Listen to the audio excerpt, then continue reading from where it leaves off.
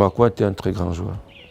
Il a été un homme d'un très grand cœur, très gentil. C'était un leader vraiment charismatique au sein de l'équipe nationale. Et pour son entourage, il était toujours bienveillant, toujours souriant, toujours accueillant. Donc c'est douloureux de perdre quelqu'un d'aussi talentueux, avec un tel potentiel. Il est parti trop tôt, il est parti vraiment trop tôt. Cette image de Marc-Vivien Foué, agonisant en plein stade de football, consterne toujours cet ancien lion indomptable, Jules Denis Onana. 26 juin 2003, 26 juin 2023, voici maintenant 20 ans que l'équipe nationale de football du Cameroun est privée de son dossard numéro 17, Marc-Vivien Foué. Âgé de 28 ans seulement, Marco s'était écroulé en pleine demi-finale de la Coupe des Confédérations face à la Colombie, suscitant un émoi inimaginable dans le cœur des amoureux du ballon rond.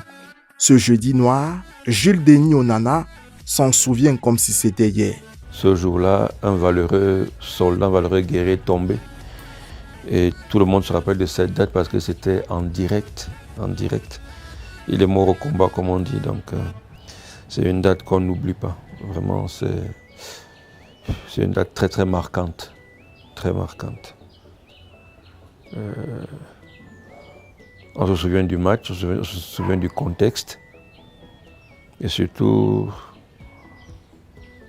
le Cameroun, à ce moment-là, faisait peur à tout le monde. On aurait pu... Je pense qu'on était même programmé pour gagner cette Coupe des Confédérations.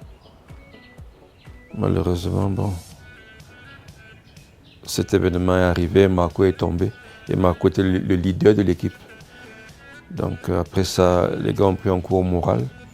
Et bon, ça a déteint sur l'équipe. Donc c'est un souvenir très très douloureux.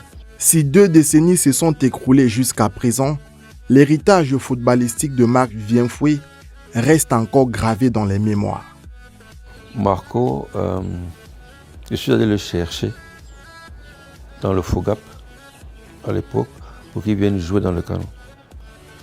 J'étais capitaine du Canon sportif de Yaoundé et je crois en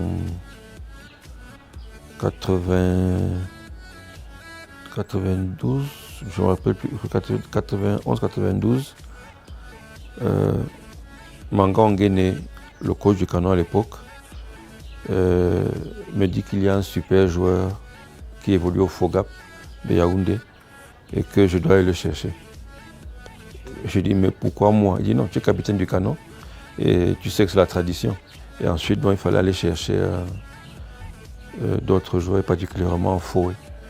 Et là, je suis parti avec Manga Nguéné rencontrer le coach du FOGAP à l'époque, M. Ntungu Pile. Le FOGAP s'entraînait à ce qu'on appelle ça l'annexe numéro 1 maintenant. Donc on est parti là-bas. En pleine séance d'entraînement, j'ai garé la voiture. Manga Nguéné est parti appeler Ntungu. Ntungu est venu. Il lui a expliqué pourquoi on était venu là. Il a donc appelé Foué pour que Foué vienne discuter avec moi. J'ai parlé à Marco. Il était très impressionné parce que bon, c'est quand même le capitaine du Canon et Manga Nguéné qui viennent le voir officiellement. Et il m'a dit que lui n'a aucun problème pour venir jouer dans le Canon. Mais il faut qu'au-delà du coach Ntungu, qu'on ait rencontré le coach Sadi. Et le coach Sadi était le DT du FOGAP. Il avait ses bureaux au grand stade. Donc, après avoir discuté avec Marco et M. Ntungu, on est parti voir Sadi. Et Sadi m'a dit, ok, comme c'est toi qui es venu, j'ai confiance en toi, je te connais, je te confie Marco. Et c'est comme ça que quelques temps après, Marco a signé au Canon. Après le Canon, on a fait quelques matchs ensemble.